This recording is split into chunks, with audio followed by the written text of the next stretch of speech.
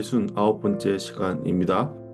오늘은 요한복음 18장 25절에서 40절까지의 말씀, 진리 앞에 선 사람들 부인 회피 그리고 증언이라는 제목으로 여러분과 말씀 나누겠습니다. 오늘 말씀은 단순한 사건의 기록이 아니라 진리 앞에 선 인간의 세 가지 반응을 보여주고 있습니다. 베드로는 두려움 때문에 진리를 부인합니다. 그리고 유대인들은 종교적 형식 속에서 진리를 왜곡합니다. 그리고 빌라도는 진리를 알면서도 외면합니다. 그리고 중심에는 끝까지 진리를 증언하시는 예수님이 계십니다. 네, 이 본문은 우리에게 이렇게 묻는다라고 생각되는데요. 나는 진리 앞에서 어떤 자리에 있고 어떤 모습을 취하는가? 나는 어떤 사람인가?에 대한 질문이 아닐까 생각해 봅니다. 네, 오늘 말씀을 살펴보시면서 이에 대해 답할 수 있는 우리 되었으면 좋겠습니다. 앞서서 베드로는 이미 한번 예수님을 부인한 상태였죠. 그런데 다시 한번 질문을 받게 됩니다. 너도 그 제자 중 하나가 아니냐? 이 질문은 반복되지만 점점 더 강해지는 것이죠. 특히 세 번째 질문은 매우 직접적으로 다가옵니다. 내가 그와 함께 있는 것을 보지 않았느냐? 이 질문을 한 사람은 베드로가 칼로 길을 베었던 말고의 친척입니다. 즉, 이 상황은 단순한 신앙적 문제가 되는 것이 아니라 이보다 더 깊은 베드로 자신의 생명과 직결된 위기 상황이다라고 볼 수 있죠.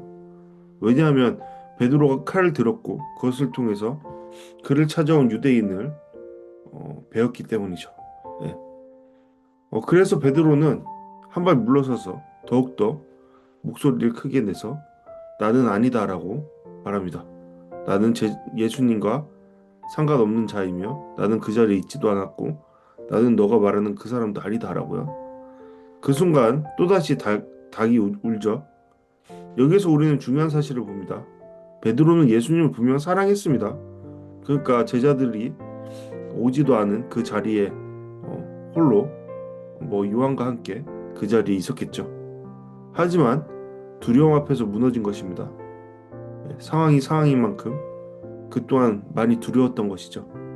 그래서 베드로는 그곳에서 예수님께서 이미 하신 말씀과 같이 두려움 속에 예수님을 부인하는 그러한 모습을 취하게 됩니다. 근데 유대인들은 이제 예수님을 빌라도의 관정으로 끌고 갑니다. 그런데 그들은 관정 안으로 들어가지 않습니다. 왜냐하면 유월절을 앞두고 의식적인 부정을 피하려고 했기 때문입니다. 굉장히 아이러니한 장면이죠. 겉으로 보면 그들은 매우 경건한 행동을 추구하고 있습니다. 그들은 율법을 잘 지키려고 하고 있습니다. 정결법을 잘 지키려고 하고 있습니다. 그러나 동시에 그들은 무고한 사람을 아무 이유도 찾지 못한 채 죽이려 하고 있습니다. 그들의 감정으로 말이죠. 그러니까 그들의 겉모습과 그들의 속마음이 너무나도 멀리 있다는 것을 보여주는 것이죠. 굉장히 강한 아이러니입니다. 겉은 깨끗하지만 속은 진리를 거부하고 있는 그들의 모습이 바로 그곳에 있습니다. 그러자 빌라도는 묻죠. 무슨 일로 이 사람을 고발하려고 하느냐? 그러자 유대인들은 구체적인 죄를 말하지 않습니다. 아니, 말하지 못하는 것이죠. 왜냐하면 그들이 앞서서도 신문했을 때 답을 정해놓고 예수님을 신문했습니다. 그리고 예수님의 말을 들으려고도 하지 않았죠. 이미 그들은 정해졌습니다. 예수님을 죽이기로요. 그들이 이제 구체적인 죄를 말하지 못하면서 이렇게 말하죠. 행악자가 아니었더라면 넘기지 않았을 겁니다. 어떤 근거도 없이 그저 이 말만 하는 겁니다. 이 사람이 만약에 잘못을 저질렀지 않았다면 우리는 넘기지도 않았을 겁니다. 네, 이 말은 사실상 증거가 없다라는 것이죠. 하지만 그들은 이미 앞서 말했던 것처럼 결론을 내려놓고 그 결론에 맞게 상황을 끌고 가고 있는 것이죠. 결국 그들은 말합니다. 우리는 사람을 죽일 권한이 없습니다. 이 말은 무엇이죠? 이 사람 죽이려고 하는데 우리에게 그런 권한이 없으니 그 권한 좀 빌립시다 하는 것이죠. 그래서 로마의 힘을 빌려 그들은 예수를 죽이려 합니다. 그러니까 그들의 그러한 모습, 관정으로 예수님을 끌고 가서 그들이 유월절이라는 이스라엘의 대명절을 지키기 위해 하는 그러한 모습들, 경건의 모습을, 겉모습을 취하려 하는 모습과 속마음, 그리고 그들의 실제적인 행위는 너무나도 거리가 있다는 것을 우리는 확인할 수 있습니다. 네, 예수님 이제 빌라도 앞에 서십니다. 그리고 빌라도는 묻죠. 예수님께 직접 묻습니다. 내가 유대인의 왕이냐? 이 질문은 정치적인 질문입니다.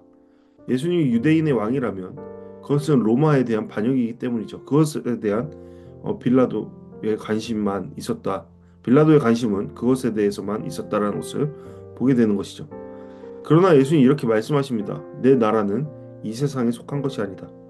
네, 이 말씀 매우 중요한 것이죠. 예수님의 나라는 힘과 정치로 세워지는 것이 아니라 진리로 세워지는 나라입니다. 그리고 예수님은 분명히 선언하신 겁니다. 나는 진리에 대해 증언하기 위해 왔다. 진리에 속한 자는 내 음성을 듣는다. 즉, 이 재판의 중심은 죄의 문제가 아니라 진리를 듣느냐, 거부하느냐의 문제라는 것입니다. 예수님은 그러면서 동시에 그에 합당한 답을 하고 계신 것이죠. 예수님은 유대인의 왕이 아니라 세상의 왕으로 이 땅 가운데 오신 것입니다. 그러자 빌라도는 예수님의 말을 듣고 말하죠. 진리가 무엇이냐? 네, 아마도 예수님께서 진리에 속한 사람은 내 말을 듣는다, 내 음성을 듣는다라는 그 말에 아마도 그가 분노하면서 아마 조롱하듯 이 질문을 하지 않았나 생각됩니다. 이 말은 깊은 질문처럼 보이지만 사실은 진리를 찾는 질문은 아니었습니다. 진리를 들으려 하지 않는 냉소적인 반응이었죠. 그래서 그는 더 이상 듣지 않고 밖으로 나가 버립니다. 아마도 굉장히 터무니없게 생각했던 것 같습니다. 예수님의 그러한 모습을요. 빌라도는 이어서 이렇게 선언하죠. 나는 그에게서 아무 죄도 찾지 못했다. 예, 빈정은 상했지만 사실상 그는 아무것도 찾지 못한 것입니다. 빌라도는 예수가 무죄라는 것을 알고 있습니다. 그러나 빌라도는 진리를 택하지 않죠. 대신 타협하려고 했습니다. 유월절 관례를 이용해 예수님을 풀어주려고요. 그래야만 정치적으로 흠 없이 이것을 잘 이렇게 조정할 수 있었던 것이죠. 그러나 군중은 이러한 마음도 몰라주고 외치죠. 이 사람이 아니라 바라바를 놓아주십시오. 바라바는 어떤 사람이었나요? 바라바는 반역죄를 지은 예, 유대인에게 있어서 훨씬 더 큰 범죄를 범한 그런 자였습니다. 그런데 그 사람을 놓아주라고 그들은 외치고 있습니다. 예수님에 대한 미움이 분노가 그들의 마음을 가득 채웠기 때문이겠죠. 네, 너무나도 여기서도 아이러니한 장면이 나오죠. 죄 없으신 예수님은 버려집니다. 그리고 실제 대역 범죄자인 바라바는 풀어집니다. 이 장면은 인간의 본성을 보여주고 있죠. 사람은 때로 진리보다 자신의 욕망을 선택한다라는 겁니다. 그리고 이 장면은 하나의 상징이다라고 볼 수도 있죠.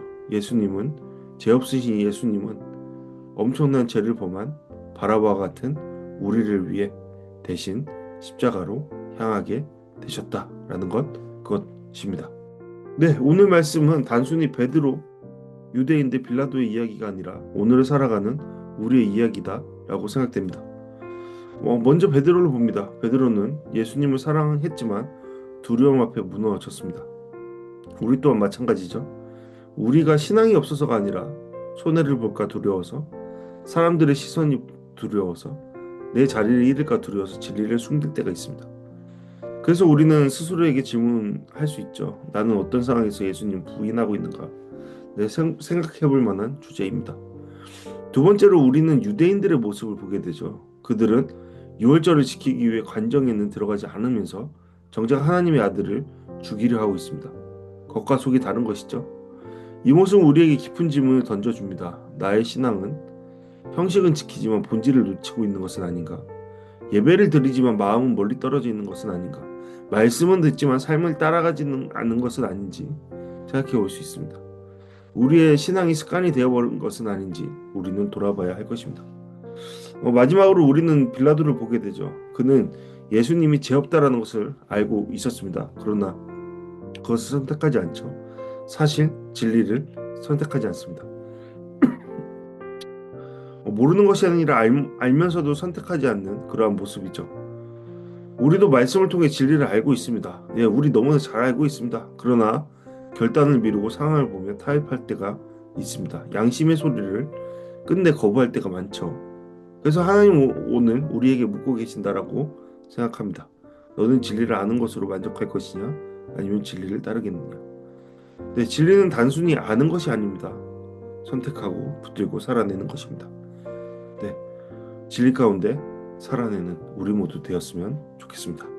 네, 우리 이 시간 말씀을 통해 함께 기도하는 시간 갖도록 하겠습니다. 네, 첫 번째 기도 제목, 주님 두려움 속에서도 주님을 부인하지 않는 담대한 믿음을 주옵소서. 주님, 형식이 아닌 진리를 붙드는 살아있는 신앙을 회복하게 하소서. 주님, 진리를 알 때 망설이지 않고 순종하는 결단의 삶을 살게 하소서. 네, 이러한 기도 제목으로 함께 기도하는 시간 갖도록 하겠습니다.